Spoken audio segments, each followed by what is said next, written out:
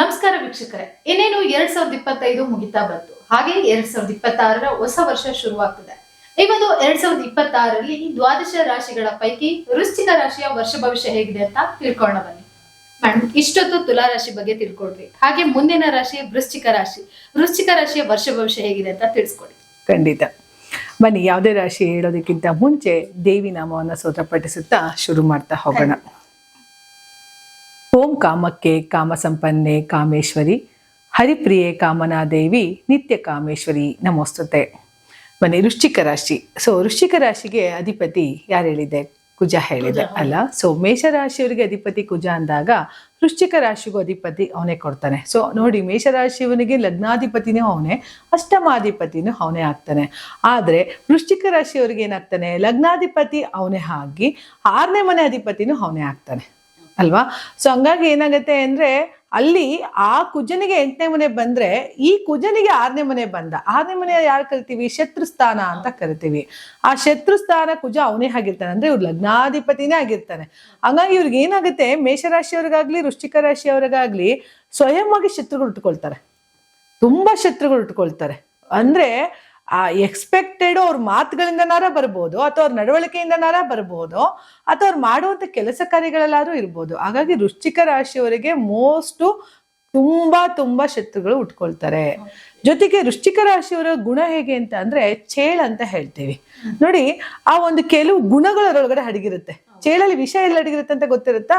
ಯಾವ ಬೆಳ್ಳಲಾರು ಇರ್ಬೋದು, ಕರೆಕ್ಟ್ ಅಲ್ವಾ? ಅದೇ ತರ ವೃಶ್ಚಿಕ ರಾಶಿಯವರ ಒಂದು ಒಳಗುಟ್ಟು ಒಳನಾಡುಗಳು ಏನಿದೆ ಅದೆಲ್ಲ ಸ್ವಲ್ಪ ಸೀಕ್ರೆಟ್ ಆಗಿ ಇಟ್ಟಿರ್ತಾರೆ ಅಲ್ವಾ. ವೃಶ್ಚಿಕ ರಾಶಿ ತುಂಬಾ ಓಪನ್ ಅಪ್ ಆಗಲ್ಲ.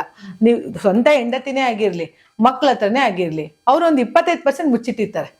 ಖಂಡಿತ ಓಪನ್ ಅಪ್ ಆಗಲ್ಲ ಅವರು. ಯಾಕೆಂದ್ರೆ ಅವ್ರ ಗುಣ ಆದಾಗೆ, ಅವ್ರ ಸ್ವಭಾವ ಹಾಗೆ, ಪ್ರತಿಯೊಂದನ್ನು ಯಾವ್ದನ್ನ ಹೇಳ್ಬೇಕೋ ಅಷ್ಟನ್ನು ಹೇಳಿ ಕೆಲವನ್ನ ಮುಚ್ಚಿಡ್ತಾ ಹೋಗ್ತಾರೆ ವೃಶ್ಚಿಕ ರಾಶಿಯವರು.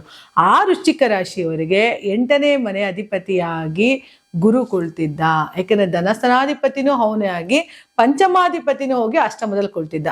ಈ ಅಷ್ಟಮದಲ್ಲಿ ಕುಳ್ತಿದ್ರೆ ಕಳೆದ 1 ವರ್ಷಗಳಿಂದ ಏನಾಗ್ತಿತ್ತು? ಮನೇಲಿ ಮಕ್ಕಳು ಅನಾರೋಗ್ಯ ತಪ್ತಾ ಇದ್ರು, ಹುಷಾರಿರ್ತಿರ್ಲಿಲ್ಲ, ಹಾಸ್ಪಿಟಲೈಸ್ ಆಗೋದು, ಜೊತೆಗೆ ಮಕ್ಕಳ ಜೊತೆನೆ ಹೆಚ್ಚು ಸಮಯಾವಕಾಶಗಳನ್ನ ಕಳಿಯುವಂಥದ್ದಾಗ್ತಿತ್ತು. ಯಾವುದೇ ದೇವತಾ ಕಾರ್ಯಗಳನ್ನ ಮಾಡ್ತೀನಿ ಅಂತಂದ್ರೂ ಅಡೆತಡೆಗಳು ಉಂಟಾಗ್ತಾ ಇತ್ತು. ಹಾಗಾಗಿ ಇವ್ರಿಗೆ ಏನಾಗುತ್ತೆ, 2ನೇ ಮನೇಲಿ ಅಷ್ಟಮಕ್ಕೆ ಹೋದಾಗ ಇನ್ನೇನ್ ಬರುತ್ತೆ ದುಡ್ಡು ಅನ್ನೋದೆಲ್ಲ ಕೆಲವು ನೋಡಿ ಬಂತು ಹಣ ಬರ್ತಾನೆ ಇಲ್ಲ. ಈಗ ಕೈ ಬಂದಿದ್ದು ತುತ್ತು ಬಾಯಿಗೆ ಬರಲ್ಲ ಅಂತಿದ್ದಲ್ಲ, ಅದು ವೃಶ್ಚಿಕ ರಾಶಿಯವ್ರಿಗೆ ಆಗ್ತಿತ್ತು. ಹಾಗಾಗಿ ವೃಶ್ಚಿಕ ರಾಶಿಯವರಿಗೆ ಏನಾಗುತ್ತೆ ಅಂತ ಅಂದ್ರೆ, ಈಗ ಆಲ್ರೆಡಿ 8ನೇ ಮನೆ ಅಧಿಪತಿಯಾಗಿ ಕುಳಿತಂತಹ ಗುರು 9ನೇ ಮನೆಗೆ ಸಂಚಾರ ಮಾಡ್ತಾನೆ 2026ನೇ ಇಸ್ವಿಲಿ.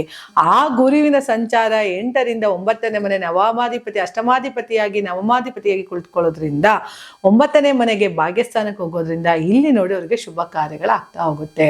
ಇಷ್ಟು ದಿನಗಳು ಇದ್ದಂತಹ ನೋವು, ಯಾಕೆಂದ್ರೆ ಆಲ್ರೆಡಿ ವೃಶ್ಚಿಕ ರಾಶಿಯವರಿಗೆ ಪಂಚಮದಲ್ಲಿ ಶನಿ. ನಾನು ಮೊದಲೇ ಹೇಳ್ತೀನಿ, ಪೂರ್ವ ಪುಣ್ಯ ಸ್ಥಾನದಲ್ಲಿ ಹೋಗಿ ಶನಿ ಕುಳ್ತಿದ್ದಾನ. ಶನಿ ಕುಳ್ತಿರೋದು ಒಳ್ಳೇದು. ಪಂಚಮ ಸ್ಥಾನದಲ್ಲಿ ಮಕ್ಕಳು ಎಜುಕೇಶನ್ ಚೆನ್ನಾಗಾಗ್ತಾ ಹೋಗುತ್ತೆ, ಅಂದ್ರೆ ಮಕ್ಕಳು ವಿದ್ಯಾಭ್ಯಾಸದಲ್ಲಿ ಏಳಿಗೆ ಆಗ್ತಾ ಹೋಗ್ತಾರೆ. ಪೂರ್ವ ಪುಣ್ಯ ಸ್ಥಾನದಲ್ಲಿ ಶನಿ ಕುಳಿತಾಗ ಏನಾಗುತ್ತೆ, ಮಾಡುವಂತ ಎಲ್ಲಾ ಕೆಲಸ ಕಾರ್ಯಗಳು ಸ್ವಲ್ಪ ನಡೀತಾ ಹೋಗುತ್ತೆ.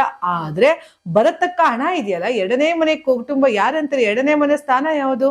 ಧನಸ್ಥಾನ. ಗುರು ಎಲ್ಲಿಗೆ ಹೋದ? ಅಷ್ಟಮಕ್ಕೆ ಹೋಗಿದ್ದ.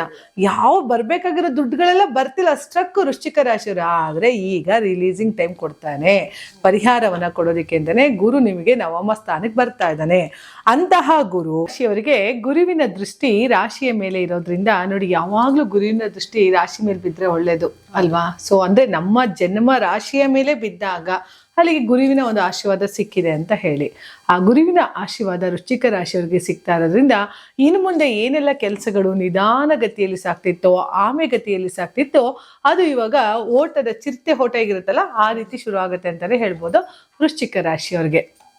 ನೋಡಿ, ಯಾವಾಗ ರಾಶಿಯ ಒಂದು ಗುರುವಿನ ಒಂದು ದೃಷ್ಟಿ ರಾಶಿಯ ಮೇಲೆ ಬಿದ್ದಾಗ ಮೋಸ್ಟ್ ಸಕ್ಸಸ್ಫುಲ್ ಅಂತ ಹೇಳ್ತೀವಿ. ಅಂದ್ರೆ ನಮ್ಮಲ್ಲಿರೋ ಒಂದು ಅಷ್ಟು ಕತ್ತಲನ್ನ ತೆಗೆದು ಒಂದು ಬೆಳಕಿನೆಡೆ ಕರ್ಕೊಂಬರೋದಕ್ಕೆ ಗುರು ಬೇಕೇ ಬೇಕು. ಹಾಗಾಗಿ ಆ ಗುರು ನಿಮ್ಮ ದೃಷ್ಟಿಯ ರಾಶಿಯ ಮೇಲೆ ಬೀಳ್ತಾ ಇದೆ ಅಂತಂದ್ರೆ ವೃಶ್ಚಿಕ ರಾಶಿಯವರಿಗೆ ಎಲ್ಲದರಲ್ಲೂ ಕೂಡ ಸಕ್ಸಸ್ ಅನ್ನ ಕೊಡುವಂತಹ ಟೈಮು ಬರ್ತಿದೆ ಅಂತಾನೆ ಅರ್ಥ 2026. ಅದೇ ರೀತಿ ಒಂದು ವೃಶ್ಚಿಕ ರಾಶಿಯವರಿಗೆ 3ನೇ ಮನೆ ಅಂದ್ರೆ ತೃತೀಯ ಸ್ಥಾನ ಅಂತ ಕರಿತೀವಿ. ಅದು ಭಾತೃ ಕುಟುಂಬ, ಅಣ್ಣ ತಮ್ಮಂದಿರು, ಸ್ನೇಹಿತ, ಪರಾಕ್ರಮ ಸ್ಥಾನ ಅಂತ ಕರಿತೀವಿ. ಆಗ ಏನಾಗುತ್ತೆ, 3ನೇ ಮನೆ ಗುರುವಿನ ದೃಷ್ಟಿ ಇದ್ದಾಗ ಏನಾಗುತ್ತೆ, ಎಲ್ಲೋ ಒಂದು ಕಡೆ ಬಾಂಧವ್ಯಗಳ ಮಧ್ಯೆ ಇದ್ದಂತಹ ಒಂದು ಅಸಮಾಧಾನ ಸರಿ ಹೋಗ್ತಾ ಹೋಗುತ್ತೆ. ದೂರ ಹೋದಂತ ಅಕ್ಕ ತಂಗಿರಿರ್ಬೋದು, ಅಣ್ಣ ತಂಗಿರೆಲ್ಲ ಒಂದಾಗುವಂತಹ ಒಂದು ಸಮಯ ಸಿಗ್ತಾ ಹೋಗುತ್ತೆ. ಜೊತೆಗೆ 3ನೇ ಮನೆಯಲ್ಲಿ ಗುರುದೃಷ್ಟಿ ಬಿದ್ದಾಗ ಏನಾಗುತ್ತೆ, ಯಾರ ಸ್ನೇಹಿತರ ಸಹಾಯದಿಂದ ಅಥವಾ ತಮಗೆ ಗೊತ್ತಿರುವಂತಹ ವ್ಯಕ್ತಿಯ ಕಡೆಯಿಂದ ಅವರಿಗೆ ಕೆಲಸ ಕಾರ್ಯಗಳೆಲ್ಲ ಈಸಿಯಾಗಿ ಹೋಗುವಂತ ಒಂದು ಟೈಮು ವೃಶ್ಚಿಕ ರಾಶಿಯವರಿಗೆ. ಅದೇ ರೀತಿ ವೃಶ್ಚಿಕ ರಾಶಿಯವರು 5ನೇ ಮನೆ ಅಂತ ಕರಿತೀವಿ, ಪಂಚಮ ಸ್ಥಾನ, ಪೂರ್ವ ಪುಣ್ಯ ಸ್ಥಾನ ಅಂತ ಏನ್ ಕರಿತೀವಿ. 5ನೇ ಮನೆಗೆ ಗುರುವಿನ ದೃಷ್ಟಿ ಬೀಳೋದ್ರಿಂದ ಇಷ್ಟು ದಿನ ಏನಾಗ್ತಿತ್ತು, ಮಕ್ಕಳಿಗೆ ಪಂಚಮ ಶನಿ ಇದ್ದಾನೆ, ಆಲ್ರೆಡಿ ಮಕ್ಕಳುಗಳಿಗೆ ತುಂಬಾ ಹೆಲ್ತ್ ಇಶ್ಯೂಸ್ ಆಗ್ತಿತ್ತು, ಹಾಸ್ಪಿಟಲೈಸ್ ಆಗೋರು, ಯಾವ ಕೆಲಸ ಮಾಡ್ತೀನಿ ಅಂದ್ರೂ ಆಗ್ತಾ ಇರ್ಲಿಲ್ಲ. ಈಗ ಪಂಚಮ ದೃಷ್ಟಿ ಬೀಳೋದ್ರಿಂದ ಏನಾಗುತ್ತೆ, ಮಕ್ಕಳ ಒಂದು ಎಜುಕೇಶನ್ ಅಲ್ಲಿ ಸಕ್ಸಸ್ ನ ನೋಡ್ತಾ ಹೋಗ್ಬೋದು ವೃಶ್ಚಿಕ ರಾಶಿಯವರು. ಹಿಂದೆ ಮಕ್ಕಳು ಎಲ್ಲೋ ಒಂದು ಕಡೆ ನಿಧಾನಗತಿಯಲ್ಲಿ ಹೋಗ್ತಾ ಇದ್ದಾರಪ್ಪ, ಈಗ ಒಂದ್ ಸ್ವಲ್ಪ ಚಿರತೆ ಓಟದಲ್ಲಿ ನಡೀತಿದ್ದಾರೆ ಮಕ್ಕಳು ವಿದ್ಯಾಭ್ಯಾಸದಲ್ಲಿ ಅಂದ್ರೆ ಪೂರ್ವ ಪುಣ್ಯ ಸ್ಥಾನಕ್ಕೆ ಗುರುವಿನ ದೃಷ್ಟಿ ಬೀಳ್ತಾ ಇರೋದ್ರಿಂದ ಮಕ್ಕಳ ವಿದ್ಯಾಭ್ಯಾಸದಲ್ಲಿ ಏಳಿಗೆಯನ್ನು ನೋಡ್ತಾ ಹೋಗ್ಬೋದು ವೃಶ್ಚಿಕ ರಾಶಿಯವರು. ಅದೇ ರೀತಿ ಪೂರ್ವ ಪುಣ್ಯ ಸ್ಥಾನಕ್ಕೆ ಗುರುವಿನ ದೃಷ್ಟಿ ಬಿದ್ದಾಗ ಏನಾಗುತ್ತೆ, ಹಿಂದೆ ಏನ್ ಅಡೆತಡೆಗಳಿತ್ತಲ್ಲ, 5th ಹೌಸ್ ಇಸ್ ಧರ್ಮದ ಕಾರ್ಯ ಅಂತ ಹೇಳ್ತೀವಿ. ಸೊ 159 ಧರ್ಮದ ಮನೆಗಳು, 1, 5, 9 ಧರ್ಮದ ಮನೆಗಳು ಅಂತ ಏನ್ ಕರಿತೀವಿ. ಅದಕ್ಕೆ ನೋಡಿ, ನಮ್ಮ ಲಗ್ನ ಅಂತ ಒಂದು ಧರ್ಮದ ಮನೆ ಇದ್ದಾಗ ನಾವು ನಡೆಯುವಂತಹ ಹಾದಿ ಧರ್ಮದ ಹಾದಿಯಲ್ಲೇ ಇರಬೇಕು. 5 ಪೂರ್ವ ಪುಣ್ಯ ಸ್ಥಾನ, ಪಂಚಮ ಸ್ಥಾನ ಅಂತ ಕರೆದಾಗ ನಾವ್ ಹಿಂದೆ ಏನ್ ಕರ್ಮ ಮಾಡಿರ್ತೀವ ಆ ಕರ್ಮಗಳ ಆಧಾರಿತವಾಗಿ ಮಕ್ಕಳು ನಮ್ಗೆ ಆಗೋದು ಅಲ್ವಾ. ಸೊ ಚಿಂತನೆಗಳು ನಾವ್ ಏನ್ ಮಾಡ್ತೀವೋ ಅದು ನಮಗೆ ರಿಫ್ಲೆಕ್ಷನ್ ಆಗತ್ತೆ.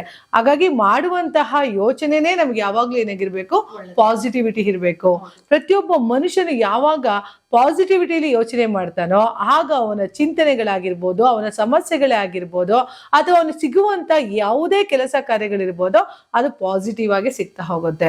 ಮೋರ್ ದ್ಯಾನ್ ವೃಶ್ಚಿಕ ರಾಶಿಯವರಿಗೆ 2ನೇ ಮನೆಯಲ್ಲಿ ಗುರು ಇರೋದ್ರಿಂದ ಅವ್ರು ಮಾತಾಡೋದು ಯಾವಾಗಲೂ ಸ್ಪಿರಿಚುವಲ್ ಆಗಿರುತ್ತೆ. ಯಾಕಂದ್ರೆ ಪಂಚಮ ಸ್ಥಾನನೂ ಅವನೇ ಅಲ್ವಾ. ಸೊ ಪೂರ್ವ ಪುಣ್ಯ ಸ್ಥಾನಾಧಿಪತಿಯಲ್ಲಿ ಗುರು ಇದ್ದು 2ನೇ ಮನೆಯಲ್ಲೂ ಗುರು ಇರೋದ್ರಿಂದ ವಾಕ್ಸ್ಥಾನಾಧಿಪತಿ ಯಾರು, ಗುರು ಆಗ್ತಾನೆ ಅವರಿಗೆ.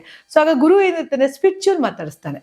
ಅಂದ್ರೆ ಅವರ ಬಾಯಲ್ಲಿ ಯಾವ್ದಾರ ವೇದಾಂತಿಗಳು ಹೇಗೆ ನುಡಿತಾರಲ್ವಾ ಆ ತರ ಮಾತುಗಳು ನುಡಿಯೋದು ಜಾಸ್ತಿ ವೃಶ್ಚಿಕ ರಾಶಿಯವರು. ಹಾಗಾಗಿ ವೃಶ್ಚಿಕ ರಾಶಿಯವರಲ್ಲಿ ಇರುವಂತಹ ಒಂದು ದೈವಿಕ ಚಿಂತನೆ, ದೈವಿಕ ಆರಾಧನೆ ಜೊತೆಗೆ ವೃಶ್ಚಿಕ ರಾಶಿಯವರು ದೇವಸ್ಥಾನಕ್ಕೆ ಹೋಗ್ಬೇಕು ಅಂತೇನಿಲ್ಲ, ಅವ್ರು ಕೂತು ಕಡೆನೆ ತನ್ನ ಗುರುಗಳನ್ನ ಆರಾಧನೆ ಮಾಡ್ತಾರೆ.